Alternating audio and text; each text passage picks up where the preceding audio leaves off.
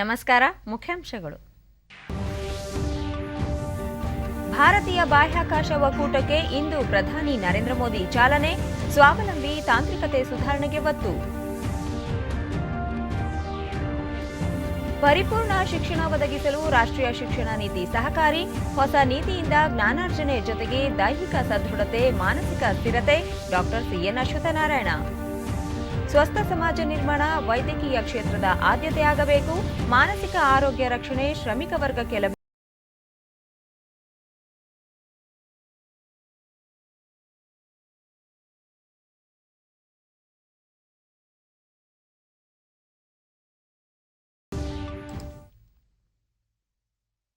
ವಾರ್ತೆಗಳ ವಿವರ. ಭಾರತೀಯ ಬಾಹ್ಯಾಕಾಶ ಒಕ್ಕೂಟ ಇಸ್ಪಾ ಅನ್ನು ಇಂದು 11 ಗಂಟೆಗೆ ಪ್ರಧಾನಿ ನರೇಂದ್ರ ಮೋದಿ ಅವರು ವಿಡಿಯೋ ಕಾನ್ಫರೆನ್ಸ್ ಮೂಲಕ ಉದ್ಘಾಟಿಸಲಿದ್ದಾರೆ. ಈ ಮಹತ್ವದ ಸಂದರ್ಭದಲ್ಲಿ ಅವರು ಬಾಹ್ಯಾಕಾಶ ಸಂಶೋಧನೆಯ ಪ್ರತಿನಿಧಿಗಳೊಂದಿಗೆ ಸಂವಾದ ನಡೆಸಲಿದ್ದಾರೆ. ಭಾರತೀಯ ಬಾಹ್ಯಾಕಾಶ ಒಕ್ಕೂಟ ಇಸ್ಪಾ ಬಾಹ್ಯಾಕಾಶ ಮತ್ತು ಉಪಗ್ರಹ ಸಂಸ್ಥೆಗಳನ್ನು ಹೊಂದಿದ್ದು ಭಾರತೀಯ ಬಾಹ್ಯಾಕಾಶ ಉದ್ಯಮದ ದನಿಯಾಗಲಿದೆ. ಈ ಸಂಸ್ಥೆ ಸರ್ಕಾರದ ಅಂಗಸಂಸ್ಥೆಗಳನ್ನು ಒಳಗೊಂಡಂತೆ ಬಾಹ್ಯಾಕಾಶ ಸಂಬಂಧಿತ ಎಲ್ಲ ಉದ್ದಿಮೆ, ದೇಶೀಯ ಖಾಸಗಿ ಉತ್ಪಾದನಾ ಸಂಸ್ಥೆಗಳನ್ನು ಒಂದು ವೇದಿಕೆಯಡಿ ತರುತ್ತಿದೆ. ಪ್ರಧಾನಿಯವರ ಆತ್ಮನಿರ್ಭರ್ ಭಾರತ ದೂರದೃಷ್ಟಿಯಂತೆ ಇಸ್ಪಾ ವೇದಿಕೆ ಬಾಹ್ಯಾಕಾಶ ಕ್ಷೇತ್ರದಲ್ಲಿ ದೇಶವನ್ನು ಸ್ವಾವಲಂಬಿ ಮತ್ತು ತಾಂತ್ರಿಕತೆಯ ಸುಧಾರಣೆಗೆ ಅವಕಾಶ ನೀಡಲಿದೆ.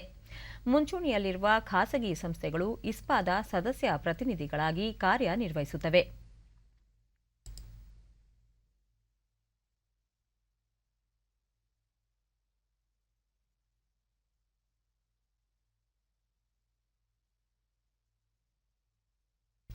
ಪರಿಪೂರ್ಣ ವ್ಯಕ್ತಿತ್ವ ರೂಪಿಸಲು ರಾಷ್ಟ್ರೀಯ ಶಿಕ್ಷಣ ನೀತಿ ಸಹಕಾರಿಯಾಗಲಿದೆ ಎಂದು ಉನ್ನತ ಶಿಕ್ಷಣ ಸಚಿವ ಡಾಕ್ಟರ್ ಸಿಎನ್ ಅಶ್ವತ್ಥನಾರಾಯಣ ಬೀದರ್ನಲ್ಲಿ ನಿನ್ನೆ ತಿಳಿಸಿದ್ದಾರೆ.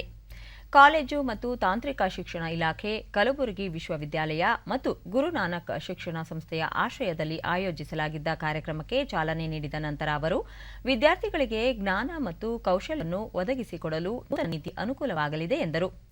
ಜಗತ್ತಿನ ಸಮಕಾಲೀನ ಬೆಳವಣಿಗೆಗಳನ್ನು ಗಮನದಲ್ಲಿರಿಸಿಕೊಂಡು ವಿದ್ಯಾರ್ಥಿಗಳನ್ನು ಸ್ಪರ್ಧೆಗೆ ಸಿದ್ಧಗೊಳಿಸುವ ಅಗತ್ಯವಿದೆ. ಜ್ಞಾನಾರ್ಜನೆಯ ಜೊತೆಗೆ ಆರೋಗ್ಯ, ದೈಹಿಕ ದೃಢತೆ, ಮಾನಸಿಕ ಸ್ಥಿರತೆ, ಕ್ರೀಡೆ ಇವೂ ಸಹ ಅತ್ಯವಶ್ಯ. ಈ ನಿಟ್ಟಿನಲ್ಲಿ ಪರಿಪೂರ್ಣ ಶಿಕ್ಷಣವನ್ನು ಒದಗಿಸಲು ರಾಷ್ಟ್ರೀಯ ಶಿಕ್ಷಣ ನೀತಿ ಸಹಕಾರಿಯಾಗಲಿದೆ ಎಂದು ಹೇಳಿದರು.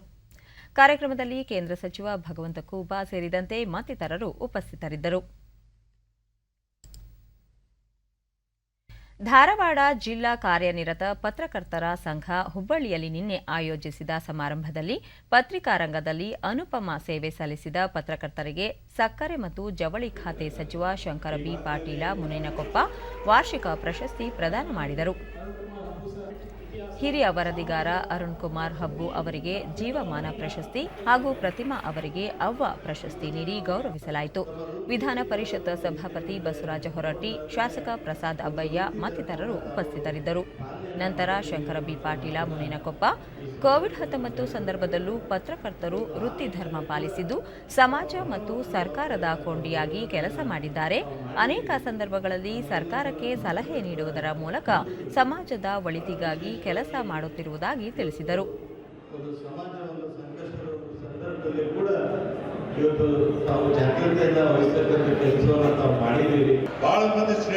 ಬಸವರಾಜ ಹೊರಟ್ಟಿ ಹಿರಿಯರನ್ನು ಗುರುತಿಸಿ ಪ್ರಶಸ್ತಿ ನೀಡುವುದು ಶ್ರೇಷ್ಠ ಕಾಯಕ. ಇಂತಹ ಮತ್ತಷ್ಟು ಕೆಲಸಗಳು ನಡೆಯಬೇಕಾಗಿದೆ ಎಂದರು.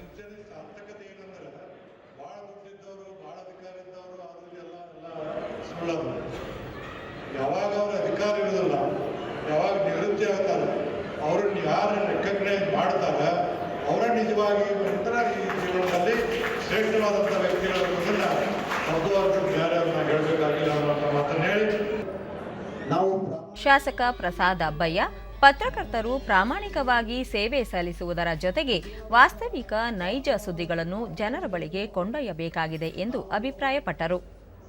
ಸಮಾಜದಲ್ಲಿ ವಾಸ್ತವಾಂಶ ಸುದ್ದಿ ಏನು ವಿಷಯಗಳನ್ನು ನಾವು ತರುವುದರ ಮೂಲಕ ಈ ವೃತ್ತಿ ಧರ್ಮವನ್ನು ನಾವು ಕಾಪಾಡಬೇಕಾಗಿದೆ ಅನ್ನುವಂಥದ್ದು, ಉಳಿಸಿ ಬೆಳೆಸಬೇಕಾಗಿದೆ ಅನ್ನುವಂಥದ್ದು ನಾನು ಈ ಸಂದರ್ಭದಲ್ಲಿ ಹೇಳ್ಕೊಳ್ತಾ ಇದ್ದೇನೆ. ಕೈಗಾರಿಕೆ ಮತ್ತು ವಾಣಿಜ್ಯ ಇಲಾಖೆ ಹಾಗೂ ಕರ್ನಾಟಕ ಉದ್ಯೋಗ ಮಿತ್ರ ಸಹಯೋಗದಲ್ಲಿ ಉದ್ಯಮಿಯಾಗೂ ಉದ್ಯೋಗ ನೀಡು ಕಾರ್ಯಾಗಾರವನ್ನು ಮುಖ್ಯಮಂತ್ರಿ ಬಸವರಾಜ ಬೊಮ್ಮಾಯಿ ಬೆಂಗಳೂರಿನಲ್ಲಿಂದು ಉದ್ಘಾಟಿಸಲಿದ್ದಾರೆ. ಈ ವೇಳೆ ಬೃಹತ್ ಮತ್ತು ಮಧ್ಯಮ ಕೈಗಾರಿಕಾ ಸಚಿವ ಮುರುಗೇಶ್ ನಿರಾಣಿ, ಉನ್ನತ ಶಿಕ್ಷಣ ಸಚಿವ ಡಾ ಸಿಎನ್ ಅಶ್ವತ್ಥನಾರಾಯಣ ಮತ್ತಿತರರು ಪಾಲ್ಗೊಳ್ಳಲಿದ್ದಾರೆ. ನಂತರ ಮುಖ್ಯಮಂತ್ರಿ ರಾಜಭವನದಲ್ಲಿ ಆಯೋಜಿಸಲಾಗಿರುವ ಟೋಕಿಯೋ ಒಲಿಂಪಿಕ್ಸ್ ಕ್ರೀಡಾಪಟುಗಳ ಸನ್ಮಾನ ಸಮಾರಂಭದಲ್ಲಿ ಪಾಲ್ಗೊಳ್ಳಲಿದ್ದಾರೆ.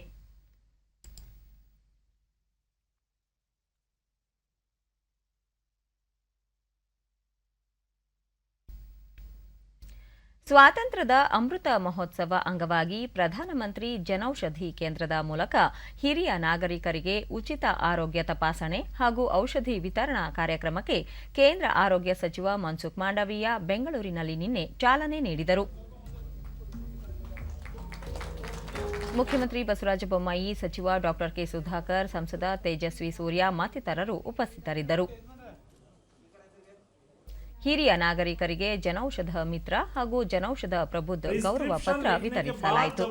ಬಳಿಕ ಮನ್ಸುಖ್ ಮಾಂಡವೀಯ, ದೇಶದ ಪ್ರತಿಯೊಬ್ಬ ಬಡವರಿಗೂ ಕಡಿಮೆ ದರದಲ್ಲಿ ಉತ್ತಮ ಗುಣಮಟ್ಟದ ಔಷಧಿ ನೀಡುವ ಉದ್ದೇಶದಿಂದ ದೇಶದಲ್ಲಿ 8,000ಕ್ಕೂ ಹೆಚ್ಚು ಜನೌಷಧ ಕೇಂದ್ರಗಳನ್ನು ಸ್ಥಾಪಿಸಲಾಗಿದೆ. ಸಮಾಜದ ಎಲ್ಲ ವರ್ಗಗಳ ಜನತೆಗೆ ಇದರ ಉಪಯೋಗ ದೊರೆಯುತ್ತಿದೆ ಎಂದರು. ದೇಶದಲ್ಲಿ ಜನೌಷಧ ಪರಿಕಲ್ಪನೆ ಅನುಷ್ಠಾನಗೊಳ್ಳುವಲ್ಲಿ ಹಿಂದಿನ ಅವಧಿಯ ದಿವಂಗತ ಕೇಂದ್ರ ಸಚಿವ ಅನಂತಕುಮಾರ್ ಅವರ ದೂರದೃಷ್ಟಿಯ ಆಲೋಚನೆ ಪ್ರಮುಖ ಪಾತ್ರ ವಹಿಸಿತು ಎಂಬುದು ಸ್ಮರಣೀಯ ಎಂದರು. आप गरीबों के लिए इस योजना को आगे बढ़ा सकते हैं क्या? योजना तो 2008 में बनी थी, लेकिन 2014 तक केवल 90 स्टोर खुले थे और वहां मेडिसिन थी ही नहीं. 50-60 टाइप की मेडिसिन थी.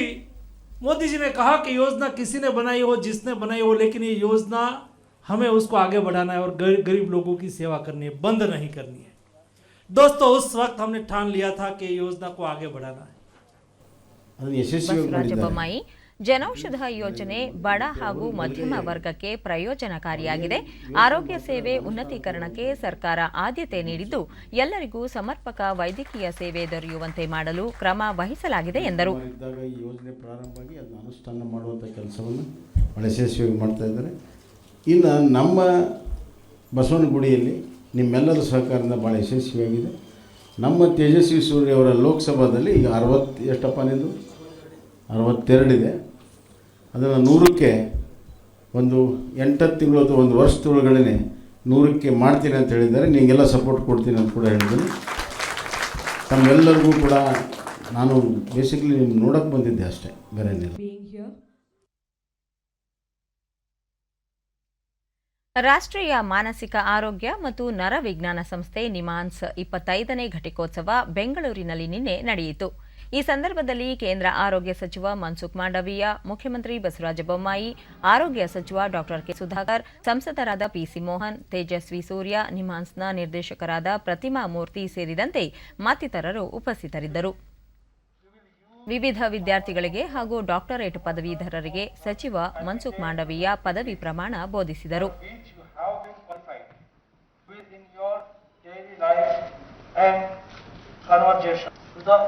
Outmost of your opportunity and ability, you will use your power of the promotion of learning in the field, and to that you will, but on all occasions, maintain its purity and reputation. ಬಳಿಕ ಮನ್ಸುಖ್ ಮಾಂಡವೀಯ, ಯುವ ವೈದ್ಯರು ಬದ್ಧತೆ ಹಾಗೂ ಸಮರ್ಪಣಾ ಮನೋಭಾವದಿಂದ ಕಾರ್ಯನಿರ್ವಹಿಸುವುದು ಅಗತ್ಯ. ಬಡವರ ಸೇವೆಯಲ್ಲಿ ಸಾರ್ಥಕತೆಯನ್ನು ಕಾಣುವ ಪರಮೋಚ್ಚ ಸಂಕಲ್ಪವನ್ನು ಎಲ್ಲರೂ ಮಾಡಬೇಕಿದೆ. ಭಾರತದಲ್ಲಿ ಇಂದು ವೈದ್ಯಕೀಯ ಕ್ಷೇತ್ರದಲ್ಲಿ ಗಣನೀಯ ಸುಧಾರಣೆಗಳು ನಡೆಯುತ್ತಿದ್ದು ವಿಶ್ವಮಟ್ಟದ ಆರೋಗ್ಯ ಸೇವೆ ದೊರೆಯುವಂತಾಗಿದೆ ಎಂದರು. ನವಭಾರತ ನಿರ್ಮಾಣದಲ್ಲಿ ತಜ್ಞ ವೈದ್ಯರ ಪಾತ್ರ ಮಹತ್ವದ್ದು.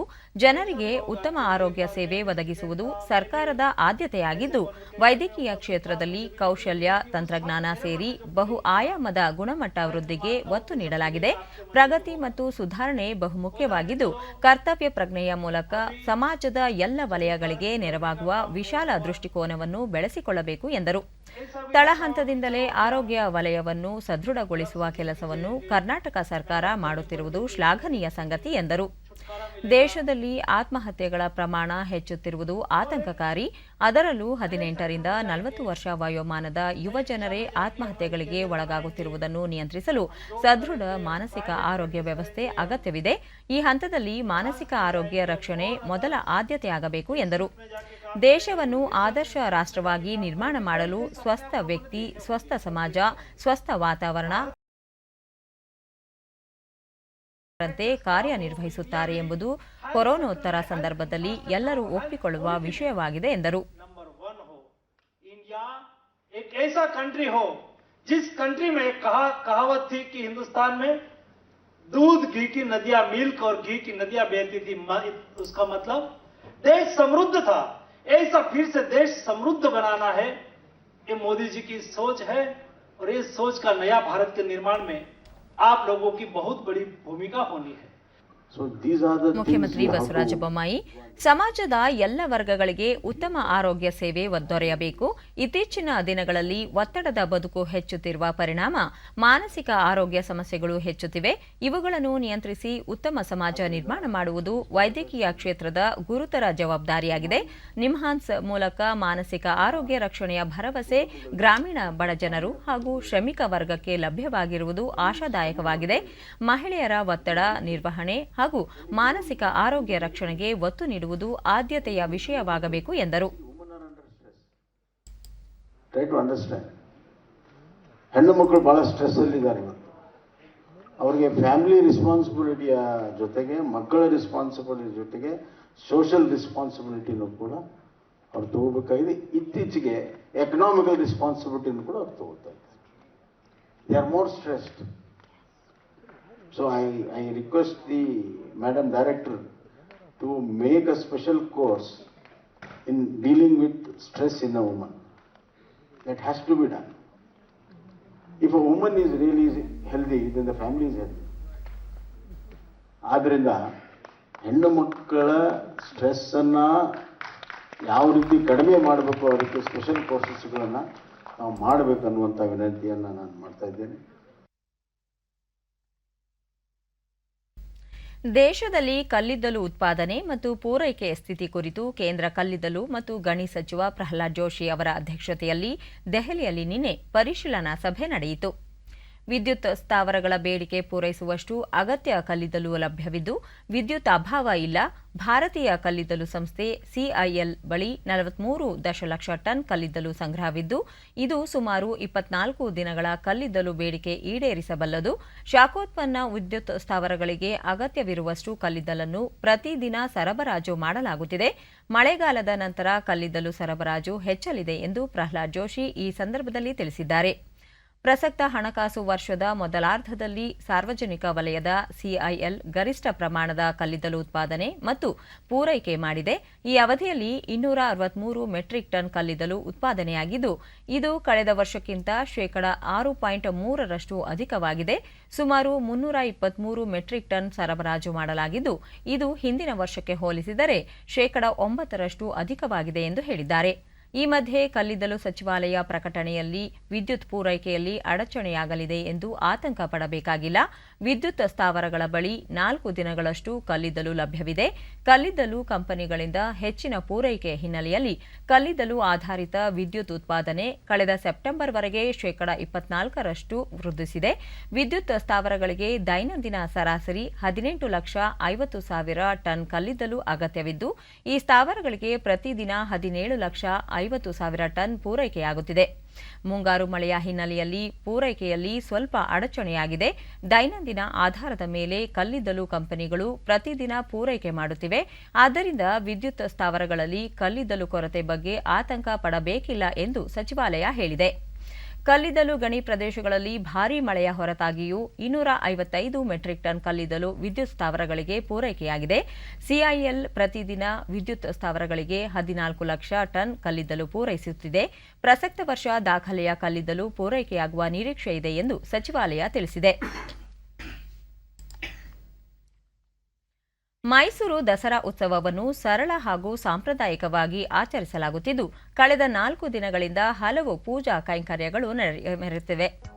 ಹಬ್ಬದ ಅಂಗವಾಗಿ ನಗರದ ಸುತ್ತಮುತ್ತ ಸುಮಾರು 105 ಕಿಲೋಮೀಟರ್ ವರೆಗೆ ದೀಪಾಲಂಕಾರ ಮಾಡಲಾಗಿದ್ದು ನೋಡುಗರ ಕಣ್ಮನ ಸೆಳೆಯುತ್ತಿದೆ. ನಗರದ ಪ್ರಮುಖ ವೃತ್ತಗಳಲ್ಲಿ ಸ್ವಾತಂತ್ರ್ಯ ಹೋರಾಟಗಾರರು, ಮೈಸೂರು ಅರಸರು, ವಚನಕಾರರು ಸೇರಿ ಸಾಧಕರ ಚಿತ್ರಗಳನ್ನು ವಿದ್ಯುತ್ ದೀಪಗಳಿಂದ ಕಂಗೊಳಿಸಲಾಗಿದೆ. ಈ ಬಾರಿಯ ವಿಶೇಷವೆಂದರೆ ಸ್ವಾತಂತ್ರ್ಯ ಅಮೃತ ಮಹೋತ್ಸವ ಹಿನ್ನೆಲೆ ರಾಷ್ಟ್ರಧ್ವಜದ ಚಿತ್ರ, ಟೋಕಿಯೋ ಒಲಿಂಪಿಕ್ಸ್ನಲ್ಲಿ ಚಿನ್ನದ ಪದಕ ಗೆದ್ದ ನೀರಜ್ ಚೋಪ್ರಾ ಅವರ ಚಿತ್ರಗಳು ಬಣ್ಣ ಬಣ್ಣದ ದೀಪಗಳಿಂದ ಮಿನುಗುತ್ತಿದ್ದು ಪ್ರವಾಸಿಗರನ್ನು ಆಕರ್ಷಿಸುತ್ತಿದೆ.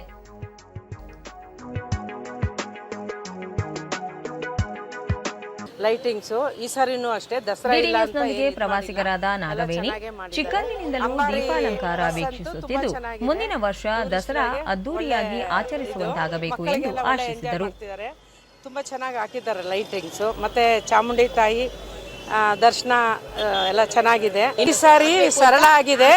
ಮುಂದಿನ ವರ್ಷಕ್ಕೆ ಈ ಕೊರೋನಾ ಎಲ್ಲ ಹೋಗಿ ಮೊದಲು ಮಾಮೂಲಿ ಆಯ್ತಿತ್ತಲ್ಲ ಅದೇ ತರ ಅದಕ್ಕಿಂತ ವಿಜೃಂಭಣೆಯಿಂದ ಚೆನ್ನಾಗಾಗ್ಲಿ ಅಂತ ತಾಯಿ ಚಾಮುಂಡೇಶ್ವರಿನ ಕೇಳ್ಕೊತೀವಿ. ಈ ಸಲ ಮೈಸೂರಿನಲ್ಲಿ ಸರಳ ದಸರಾ ದೀಪಾಲಂಕಾರಗಳು ಸುಂದರವಾಗಿ ಮೂಡಿ ಬಂದಿದೆ ಎಂದು ತಿಳಿಸಿದರು. ತುಂಬಾ ಚೆನ್ನಾಗಿ ದೀಪಾಲಂಕಾರಗಳನ್ನೆಲ್ಲ ಮಾಡಿದ್ದಾರೆ. ಜಾವ್ಲಿನ್ ಥ್ರೋನಲ್ಲಿ ಒಲಿಂಪಿಕ್ಸಲ್ಲಿ ಗೋಲ್ಡ್ ಮೆಡಲ್ ಬಂತಲ್ಲ ನೀರಜ್ ಅವ್ರದ್ದು ಮಾಡಿದ್ದಾರೆ, ಸಿದ್ಧಗಂಗೆ ಸ್ವಾಮಿಗಳದ್ದು ಮಾಡಿದ್ದಾರೆ. ತುಂಬ ಅದ್ಭುತವಾಗಿ ಮಾಡಿದ್ದಾರೆ. ಮೈಸೂರು ಒಡೆಯರ್ ಅವ್ರದ್ದು ಖಂಡಿತ ಎಲ್ಲರೂ ಬಂದು ನೋಡಲೇಬೇಕು ಈ ದಸರಾನ. ಸರಳ ದಸರಾ ಆದ್ರೂ ಮೈಸೂರಲ್ಲಿ ದಸರಾ ತುಂಬ ಕಳೆಗಟ್ಟಿದೆ. ದೀಪಾಲಂಕಾರ ತುಂಬ ಅದ್ಭುತವಾಗಿ ಮಾಡಿದ್ದಾರೆ. ಆದರೆ ನಾರ್ಮಲ್ ಫಂಕ್ಷನ್ಸ್ ಏನಿತ್ತು ಈ ಬಾರಿ ಆಹಾರ ಮೇಳ ಆಯೋಜಿಸದೇ ಇರುವುದು ಕೊಂಚ ಬೇಸರ ಮೂಡಿಸಿದೆ ಎಂದರು. ಪ್ರತಿಯೊಂದು ಚೆನ್ನಾಗಿ ಮಾಡಿದ್ದಾರೆ. ನಮ್ಮ ಪೊಲೀಸ್ ಅವ್ರಿಗೆ ಹ್ಯಾಟ್ಸ್ ಆಫ್ ಹೇಳಬೇಕು. ಈ ಕೋವಿಡ್ ಟೈಮಲ್ಲಿ ಈ ಥರ ಎಲ್ಲ ಸ್ಟ್ರಿಕ್ಟಾಗಿ ರೂಲ್ಸ್ ಮಾಡಿ ಹಂಗೆ ಎಂಜಾಯ್ ಮಾಡೋಕ್ಕೂ ಲೈಕ್ ಪರ್ಮಿಷನ್ ಕೊಟ್ಟಿದ್ದಾರೆ. ಜನ ಬಂದು ಹಂಗೆ ಲೈಕ್ ಸೇಫ್ಟಿ ಮೆಜರ್ಸ್ ಏನಿದೆ ಅದನ್ನು ಫಾಲೋ ಮಾಡಿ ಎಂಜಾಯ್ ಮಾಡಬೇಕು. ಲೈಕ್ ಎಲ್ರಿಗೂ ಒಳ್ಳೆಯದದು, ಕೋವಿಡ್ ರೂಲ್ಸ್ನ ಫಾಲೋ ಮಾಡಬೇಕು. ಈ ಮಧ್ಯೆ ಜಿಲ್ಲಾ ಉಸ್ತುವಾರಿ ಸಚಿವ ಎಸ್ಟಿ ಸೋಮಶೇಖರ್ ಜಂಬೂ ಸವಾರಿಯ ಆಕರ್ಷಣೆಗಳಲ್ಲಿ ಒಂದಾದ ಸ್ತಬ್ಧ ಚಿತ್ರ ಕಲಾಕೃತಿಗಳ ಅಂತಿಮ ಹಂತದ ಸಿದ್ಧತೆ ಕುರಿತು ಪರಿಶೀಲನೆ ನಡೆಸಿದರು.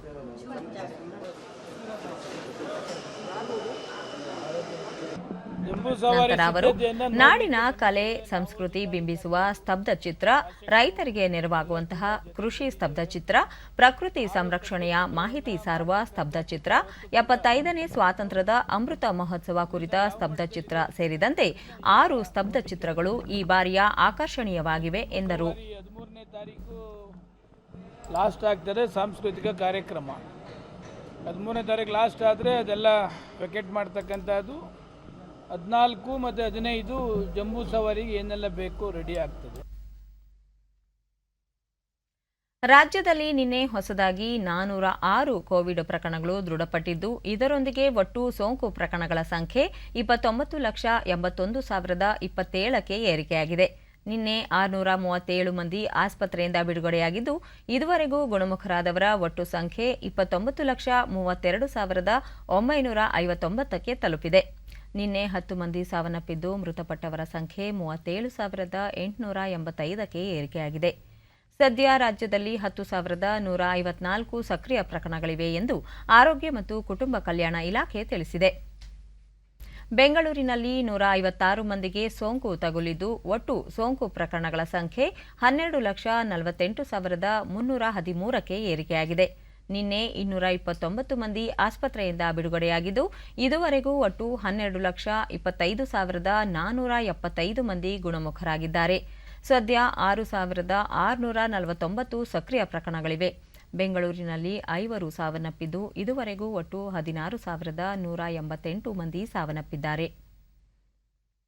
ಬೀದರ್, ಚಿಕ್ಕಬಳ್ಳಾಪುರ, ಗದಗ, ಹಾವೇರಿ, ಕಲಬುರಗಿ, ಕೊಪ್ಪಳ, ವಿಜಯಪುರ ಮತ್ತು ಯಾದಗಿರಿ ಜಿಲ್ಲೆಯಲ್ಲಿ ಯಾವುದೇ ಸೋಂಕು ಪ್ರಕರಣ ವರದಿಯಾಗಿಲ್ಲ.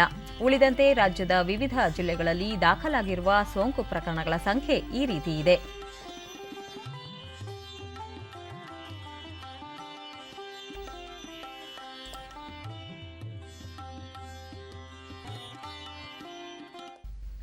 ನಾಡಿನ ಸ್ವಾತಂತ್ರ್ಯ ಹೋರಾಟದ ಅಮರ ಇತಿಹಾಸದಲ್ಲಿ ಬೆಳಗಾವಿ ತನ್ನದೇ ಆದ ಮಹತ್ವ ಪಡೆದಿದೆ.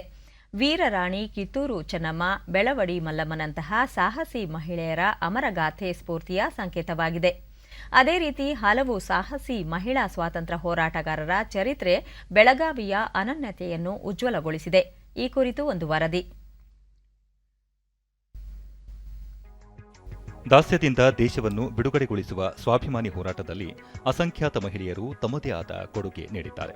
ಬೆಳಗಾವಿಯ ಸುತ್ತಮುತ್ತಲ ತಾಲೂಕು ಗ್ರಾಮಗಳಲ್ಲಿ ಮಹಿಳೆಯರ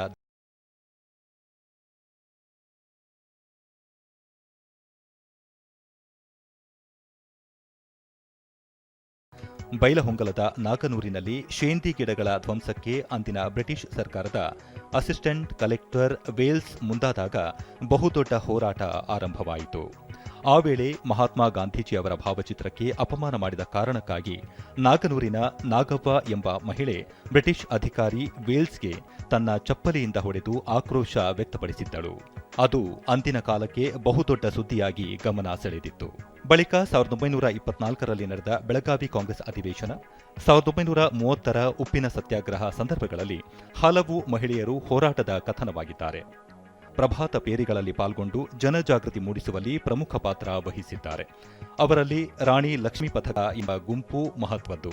ಲಕ್ಷ್ಮೀಬಾಯಿ ಸೋಹಾನಿ, ಶಾಂತಾಬಾಯಿ ಕೊಪ್ಪಳ, ತುಳಸಾಬಾಯಿ ಆನೇಕಿಂಡಿ, ಕಾಶಿತಾಯಿ ಗದ್ರೆ, ಅತ್ಯಾಬಾಯಿ ಮೋಡಕ, ಲಕ್ಷ್ಮೀಬಾಯಿ ದಾತರ ಮುಂತಾದವರು ಆ ಗುಂಪಿನಲ್ಲಿ ಪ್ರಮುಖರು. ಇವರನ್ನು ಪೊಲೀಸರು ಬಂಧಿಸಿ ಜೈಲಿಗೆ ಕಳುಹಿಸಿದ್ದು ಉಂಟು. ಅದೇ ರೀತಿ 1941ರ ಜಾಗತಿಕ ಯುದ್ಧದ ಸಂದರ್ಭದಲ್ಲಿ 50ಕ್ಕೂ ಹೆಚ್ಚಿನ ಮಹಿಳೆಯರು ಯುದ್ಧ ವಿರೋಧಿ ಘೋಷಣೆ ಮಾಡಿ ಜೈಲಿಗೆ ಸೇರಿದ್ದರು.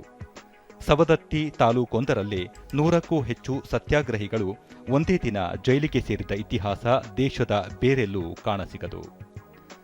ಬೆಳಗಾವಿಯ ಟಿಳಕವಾಡಿಯ ಆದರ್ಶ ಬಾಲಿಕಾ ಶಾಲೆ, ಮಠಗಲ್ಲಿ ಹಾಗೂ ಸುಶೀಲಾಬಾಯಿ ಕುಲಕರ್ಣಿ ಅವರ ಹೋರಾಟ, ಪ್ರಮೀಳಾಬಾಯಿ ಕಾಮತ್ ಅವರ ಚಳವಳಿ, ಕರಗುಪ್ಪಿಕರ ಕುಟುಂಬದ ಲೀಲಾವತಿ ವೆಂಕಣ್ಣ ಕರಗುಪ್ಪಿಕರ ದಂಪತಿಗಳ ಅನುಪಮ ರಾಷ್ಟ್ರಭಕ್ತಿ, ಅಕ್ಕ ತಂಗೇರಹಾಳ ಗ್ರಾಮದ ಮಹಿಳೆಯರ ಸ್ವಾತಂತ್ರ್ಯ ಹೋರಾಟ ಸೇರಿದಂತೆ ಹಲವು ಮಹತ್ವದ ಘಟನಾವಳಿಗಳು ಚರಿತ್ರೆಯ ಪುಟ ಸೇರಿವೆ. ಈ ಕುರಿತು ಡಿಡಿ ನ್ಯೂಸ್ನೊಂದಿಗೆ ಪತ್ರಕರ್ತ ಸುಭಾಷ್ ಕುಲಕರ್ಣಿ, ಬೆಳಗಾವಿ ಮಹಿಳೆಯರ ದಿಟ್ಟತನದ ಹೋರಾಟ ನಾಡಿನ ಚರಿತ್ರೆಯಲ್ಲಿ ಅಚ್ಚಳಿಯದ ಅಧ್ಯಾಯವಾಗಿದೆ ಎಂದು ನೆನಪುಗಳ ಅವಲೋಕನ ಮಾಡಿದ್ದಾರೆ. ಶ್ರೀರಂಗ ಕಾಮತರ ಹೆಂಡತಿ, ಸುಶೀಲಾಬಾಯಿ ಕುಲಕರ್ಣಿ, ಜಯಧರ ಕುಲಕರ್ಣಿ ಹೆಂಡತಿ, ಹೀಗೆ ಸುಮಾರು ಜನ ಬೆಳಗಾವಿಯಲ್ಲಿ ಅವರು ಸ್ವಾತಂತ್ರ್ಯ ಚಳವಳಿಯಲ್ಲಿ ಧುಮುಕಿ ಸುಮಾರು ಕೆಲಸಗಳನ್ನು ಮಾಡಿದರು. ಅದಲ್ಲದೆ ಈ ಅಕ್ಕತಂಗೇರಹಾಳ, ಗೋಕಾಕ್ ತಾಲೂಕು ಅಕ್ಕತಂಗೇರಹಾಳನಲ್ಲಿ ಮಹಿಳೆಯರು ಗೋಕಾಕ್ ತಾಲೂಕದನ್ನ ಅಲ್ಲಿ ಕಚೇರಿಯನ್ನು ಸುಟ್ಟು ಹಾಕಿದರು. ಅದರೊಳಗೆ ಸರಸ್ವತಿ ಬೈ ಚೌಗುಲೆ ಕೂಡಿ ಅವ್ರ ಲೀಡರ್ಶಿಪ್ನೊಳಗೆ ಸುಮಾರು ಸ್ವಾತಂತ್ರ್ಯ ಹೋರಾಟಗಾರ್ತಿ ಸುಶೀಲಾಬಾಯಿ ಅವರ ಮೊಮ್ಮಗಳು ವಿನೀತಾ ಗೆಜ್ಜಿ ತಮ್ಮ ಅಜ್ಜಿಯ ಕ್ರಾಂತಿಕಾರಿ ಹೋರಾಟದ ಮಹತ್ವದ ಘಟನಾವಳಿಯನ್ನು ವಿವರಿಸಿದ್ದಾರೆ. ಆದರ್ಶ ಬಾಲಿಕಾ ಶಾಲೆಯ ಸೋಹನಿ, ಇಂದುಮತಿ ಗುಣಾಜಿ, ಶಕುಂತಲಾ ಕುರ್ತಕೋಟಿ, ಸೋನುಬಾಯಿ ದೇಶಪಾಂಡೆ, ಪದ್ಮಾವತಿ ಬಿದರಿ ಮೊದಲಾದವರು ಈ ಶಾಲೆಯ ವಿದ್ಯಾರ್ಥಿನಿಯರಾಗಿ ಸ್ವಾತಂತ್ರ್ಯ ಸಂಗ್ರಾಮದಲ್ಲಿ ಪಾಲ್ಗೊಂಡಿದ್ದರು. ಚಲೇಜಾವ್ ಚಳವಳಿಯ ವೇಳೆ ಗುಪ್ತ ಸಂಘಟನೆಗಾಗಿ ಬೆಳಗಾವಿಯ ಮಠಗಲ್ಲಿ ಪ್ರದೇಶದಲ್ಲಿದ್ದ ಜಯದೇವ ಕುಲಕರ್ಣಿ ಅವರ ಮನೆ ಬಳಕೆಯಾಗುತ್ತಿತ್ತು. ಹಲವು ಹೋರಾಟದ ಸ್ವರೂಪಗಳು ಇಲ್ಲಿ ನಿರ್ಧರಿಸಲ್ಪಡುತ್ತಿದ್ದವು ಎಂದು ಸ್ಮರಿಸಿದ್ದಾರೆ. ಸ್ವಾತಂತ್ರ್ಯ ಯೋಧೆ ಪ್ರಮೀಳಾಬಾಯಿ ಕಾಮತ್ರ ಪುತ್ರ ದಿಲೀಪ್ ಕಾಮತ್, ಪ್ರಮೀಳಾಬಾಯಿ ಅವರು ತಮ್ಮ ಸ್ನೇಹಿತೆ ಶಕುಂತಲಾ ಕುರ್ತಕೋಟಿ ಅವರೊಂದಿಗೆ ಕಾಲೇಜು ಓದುತ್ತಿರುವಾಗಲೇ ಸುದ್ದಿಪತ್ರಗಳನ್ನು ಹೊರಡಿಸಿ ಹಂಚುವುದು, ಪ್ರಭಾತ ಪೇರಿ ಮುಂದಾಳತ್ವ ವಹಿಸುವುದು ಸೇರಿದಂತೆ ಹಲವು ಚಟುವಟಿಕೆಗಳನ್ನು ನಡೆಸಿ ಜೈಲುವಾಸ ಅನುಭವಿಸಿದ್ದರು ಎಂದು ತಿಳಿಸಿದರು. ಹೀಗಾಗಿ ಇವರು ಸುಳ್ಕೊಂಡು ಹೋಗ್ಬೋದಾಗಿತ್ತು. ಅದರ ನಂತರದ ಕಾಲದಲ್ಲಿ ಪೊಲೀಸರಿಗೂ ಗೊತ್ತಾಯಿತು ಈ ಸಂದೇಶಗಳು ಹೇಗೆ ಹೋಗ್ತಾ ಇದ್ದಾವೆ, ಎಲ್ಲಿ ತೊಗದಿನಿಂದ ಸೈಕ್ಲೋ ಸ್ಟೈಲ್ ಮಾಡ್ತಾ ಇದ್ದಾರೆ, ಈ ಕರಪತ್ರಗಳನ್ನು ಯಾರು ಹಂಚ್ತಾ ಇದ್ದಾರೆ, ಮತ್ತು ವಿಶೇಷವಾಗಿ ಇವರು ಜೈಲಿನಲ್ಲಿ ಹೋಗಿನೂ ಈ ಪುರುಷರನ್ನ ಭೇಟಿಯಾಗಿ ಅವರ ಸಂದೇಶನ ಮುಟ್ಟಿಸ್ತಾ ಇದ್ರಲ್ಲ. ಸೊ ಹೀಗಾಗಿ ಅದು ಸಿಕ್ಕಿಬೀಳ್ತಾ ಇತ್ತು. ಶರದ ಕರಗುಪ್ಪಿಕರ ತಮ್ಮ ತಂದೆ ವೆಂಕಣ್ಣ ಹಾಗೂ ತಾಯಿ ಲೀಲಾವತಿ ಕರಗುಪ್ಪಿಕರ ಸ್ವಾತಂತ್ರ್ಯ ಚಳವಳಿಯನ್ನು ಗ್ರಾಮ ಮಟ್ಟದಲ್ಲಿ ವಿಸ್ತರಿಸಲು ಶ್ರಮಿಸಿದ್ದರು ಎಂದರು. ನನ್ನ ತಂದೆ ವೆಂಕಣ್ಣ ಕರಗುಪ್ಪಿಕರ್ ಹಾಗೂ ತಾಯಿ ಲೀಲಾವತಿ ಕರಗುಪ್ಪಿಕರ್ ಇಬ್ಬರು ಸ್ವಾತಂತ್ರ್ಯ ಚಳವಳಿಯಲ್ಲಿ ಭಾಗವಹಿಸಿದರು. ತಾಯಿ ಮ್ಯಾಟ್ರಿಕ್ ಆದಮೇಲೆ ಸೈಕಲ್ ಹೊಡ್ಕೊತು ಬ್ರಿಟಿಷರ ವಿರುದ್ಧ ಕೂಗಾಡ್ತಿದ್ಲು. ಸೊ ಆವಾಗ ಅವಳನ್ನ ಜೈಲಿಗೆ ಕರ್ಕೊಂಡು ಹೋಗ್ಬೇಕಂದ್ರೆ ಅರೆಸ್ಟ್ ಮಾಡಿದ್ರು ಬ್ರಿಟಿಷರು. ಬಟ್ ಅವಳು ಮೈನರ್ ಇರೋದ್ರಿಂದ 18 ವರ್ಷ ಆಗಿದ್ದಿಲ್ಲ, ಅದಕ್ಕೆ ಅವಳನ್ನ ಬಂಧಿಸ್ಲಿಕ್ಕಾಗಿಲ್ಲ, ಬಿಟ್ಟರು. ನಮ್ಮ ತಂದೆಯವರು 2.5 ವರ್ಷ ವಿಸಾಪುರ ಜೈಲು, ಹಿಂಡಲ್ಗ ಮತ್ತು ಪುಣಾದಲ್ಲಿ ಯರವಾಡ ಜೈಲದಲ್ಲಿ ಇದ್ದರು. ಆಮೇಲೆ ಇಬ್ಬರು ಸ್ವಾತಂತ್ರ್ಯ ಚಳವಳಿಯಲ್ಲಿ ಭಾಗವಹಿಸಿ ಅಲ್ಲೇ ಅವ್ರು ಇಬ್ಬರದು ಆ ಕಾಲದಲ್ಲಿ ಲವ್ ಮ್ಯಾರೇಜ್ ಜೊತೆ ಹಿಂಗೆ ಮಾಡ್ಕೊಂಡು ಮದುವೆ ಮಾಡ್ಕೊಂಡ್ರು.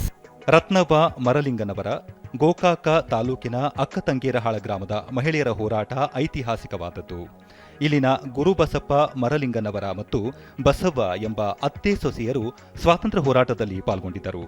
ಗಂಗವ್ವ ಮತ್ತು ನಿಂಗವ್ವ ಹೊಳೆಯಾಚಿ ಅವರ ನೇತೃತ್ವದಲ್ಲಿ ಗೋಕಾಕ ತಹಶೀಲ್ದಾರ್ ಕಚೇರಿಗೆ ಬೆಂಕಿ ಇಟ್ಟ ಪರಿಣಾಮ ಜೈಲುವಾಸ ಅನುಭವಿಸಿದರು ಎಂದು ನೆನೆಸಿಕೊಂಡರು.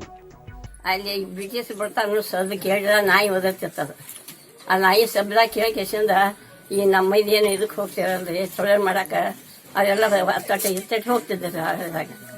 ಮತ್ತು ಬ್ರಿಟಿಷ್ಗೆ ಹಿಂಗ ಅನ್ನೋದು ಗೊತ್ತಾಕಿ ನಮಗೆ. ನಾವು ಸಣ್ಣವರಿದ್ದಾಗ ಅವ್ರ ಕಟ್ಕೊಂಡು ತಿಂತಿದ್ದಾರೆ. ನಾವು ಹೊಡೆದು ಕಾಳು ಕೊಡ್ತಿದ್ವಿ ತಿನ್ನಾಕ. ಈಗ ಇಂದಿನ ಪತ್ರಿಕೆಗಳ ಇಣುಕು ನೋಟ. ವಿದ್ಯುತ್ ಪೂರೈಕೆ ವ್ಯತ್ಯಯ ಇಲ್ಲ, ಅಗತ್ಯಕ್ಕೆ ತಕ್ಕ ಕಲ್ಲಿದ್ದಲು ದಾಸ್ತಾನು, ಅನಗತ್ಯ ಭೀತಿ ಬೇಡ. ಮಾನಸಿಕ ಆರೋಗ್ಯಕ್ಕೂ ಪ್ರಾಮುಖ್ಯತೆ ಅಗತ್ಯ, ಕೇಂದ್ರ ಆರೋಗ್ಯ ಸಚಿವ ಮನ್ಸುಖ್ ಮಾಂಡವೀಯ ಹೇಳಿಕೆ. ನಿಮ್ಹಾನ್ಸ್ 25ನೇ ಘಟಿಕೋತ್ಸವ. ಜಿಲ್ಲೆಗಳಲ್ಲೂ ಫೀಲ್ಡ್ ಆಸ್ಪತ್ರೆ, ಬೊಮ್ಮಾಯಿ ಬೆಂಗಳೂರಲ್ಲಿ ಫೀಲ್ಡ್ ಆಸ್ಪತ್ರೆ ಉದ್ಘಾಟಿಸಿ ಪ್ರಕಟ. ಕೋವಿಡ್ 3ನೇ ಅಲೆ ಎದುರಿಸಲು ಸರ್ವಸಿದ್ಧತೆ. ಕೊರೋನಾ ನಿರ್ವಹಣೆಯಲ್ಲಿ ಕರ್ನಾಟಕ ಉತ್ತಮ ಸಾಧನೆ, ಕೇಂದ್ರ ಸಚಿವ ಮಾಂಡವೀಯ ಬಣ್ಣನೆ. ಕಿತ್ತೂರು ಚೆನ್ನಮ್ಮ ರಾಣಿಗೆ ಭವ್ಯ ಅರಮನೆ, 2 ಅಂತಸ್ತಿನ ಕಟ್ಟಿಗೆ ಅರಮನೆ ನಿರ್ಮಾಣಕ್ಕೆ ಸಿದ್ಧತೆ. ಕಿತ್ತೂರು ರಾಣಿಯನ್ನು ಮುಂದಿನ ಪೀಳಿಗೆಗೆ ಪರಿಚಯಿಸುವ ಉದ್ದೇಶ. ಇವು ಇಂದಿನ ಪತ್ರಿಕೆಗಳ ಪ್ರಮುಖ ಸುದ್ದಿ. ಉಳಿದಂತೆ ಉತ್ತರ ಕರ್ನಾಟಕದ ಜೋಳಕ್ಕೆ ಕೇಂದ್ರದ ಪ್ರಾಧಾನ್ಯತೆ ನಿರೀಕ್ಷೆ, ರಾಜ್ಯ ಸರ್ಕಾರದ ಬೇಡಿಕೆಗೆ ಸಕಾರಾತ್ಮಕ ಸ್ಪಂದನೆ, ಹಂಗಾಮು ಬದಲಾವಣೆ, ಬೆಲೆ ಏರಿಕೆ ಬಗ್ಗೆ ಆಯೋಗ ಅಧ್ಯಯನ. 100 ಕೋಟಿ ಸನಿಹಕ್ಕೆ ಭಾರತದ ಲಸಿಕಾಕರಣ, ನಿನ್ನೆ 95 ಕೋಟಿ ದಾಟಿದ ಒಟ್ಟು ಲಸಿಕೆಗಳ ಡೋಸ್, ಇನ್ನೊಂದು ವಾರಕ್ಕೆ ಶತಕದ ಗಡಿ ದಾಟುವ ನಿರೀಕ್ಷೆ.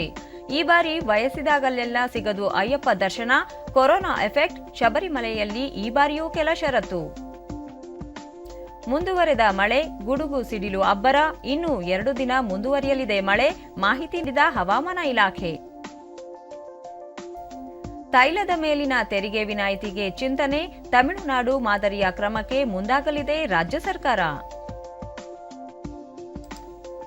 ಕೊನೆಯಲ್ಲಿ ಮತ್ತೊಮ್ಮೆ ಮುಖ್ಯಾಂಶಗಳು. ಭಾರತೀಯ ಬಾಹ್ಯಾಕಾಶ ಒಕ್ಕೂಟಕ್ಕೆ ಇಂದು ಪ್ರಧಾನಿ ನರೇಂದ್ರ ಮೋದಿ ಚಾಲನೆ, ಸ್ವಾವಲಂಬಿ ತಾಂತ್ರಿಕತೆ ಸುಧಾರಣೆಗೆ ಒತ್ತು. ಪರಿಪೂರ್ಣ ಶಿಕ್ಷಣ ಒದಗಿಸಲು ರಾಷ್ಟ್ರೀಯ ಶಿಕ್ಷಣ ನೀತಿ ಸಹಕಾರಿ, ಹೊಸ ನೀತಿಯಿಂದ ಜ್ಞಾನಾರ್ಜನೆ ಜೊತೆಗೆ ದೈಹಿಕ ಸದೃಢತೆ, ಮಾನಸಿಕ ಸ್ಥಿರತೆ. Doctor CN Ashwathnarayan. ಸ್ವಸ್ಥ ಸಮಾಜ ನಿರ್ಮಾಣ ವೈದ್ಯಕೀಯ ಕ್ಷೇತ್ರದ ಆದ್ಯತೆಯಾಗಬೇಕು, ಮಾನಸಿಕ ಆರೋಗ್ಯ ರಕ್ಷಣೆ ಶ್ರಮಿಕ ವರ್ಗಕ್ಕೆ ಲಭಿಸಿರುವುದು ಆಶಾದಾಯಕ. ಮುಖ್ಯಮಂತ್ರಿ ಬಸವರಾಜ ಬೊಮ್ಮಾಯಿ. ಬೇಡಿಕೆಗನುಗುಣವಾಗಿ ಕಲ್ಲಿದ್ದಲು ದಾಸ್ತಾನು, ಸ್ಥಾವರಗಳಿಗೆ ಪ್ರತಿದಿನ 17,50,000 ಟನ್ ಪೂರೈಕೆ. ಪ್ರಹ್ಲಾದ್ ಜೋಶಿ. ನಮ್ಮ ವಾರ್ತಾ ಪ್ರಸಾರವನ್ನು ನೀವು ಡಿಡಿ ಚಂದನ ನ್ಯೂಸ್ ಯೂಟ್ಯೂಬ್ ಚಾನೆಲ್ ಅಲ್ಲೂ ವೀಕ್ಷಿಸಬಹುದು. ವೀಕ್ಷಕರೇ, ವ್ಯಕ್ತಿಗತ ಅಂತರ ಕಾಪಾಡಿಕೊಳ್ಳುವುದರೊಂದಿಗೆ ನೀವು ಸುರಕ್ಷಿತವಾಗಿರಿ, ನಿಮ್ಮವರನ್ನು ಸುರಕ್ಷಿತವಾಗಿರಿಸಿ. ನೈರ್ಮಲ್ಯಕ್ಕೆ ಆದ್ಯತೆ ನೀಡುವುದರ ಜೊತೆಗೆ ಕೋವಿಡ್-19 ಮಾರ್ಗಸೂಚಿಗಳನ್ನು ತಪ್ಪದೇ ಪಾಲಿಸಿ. ನಮ್ಮ ಮುಂದಿನ ವಾರ್ತಾ ಪ್ರಸಾರ ಬೆಳಗ್ಗೆ 11 ಗಂಟೆಗೆ.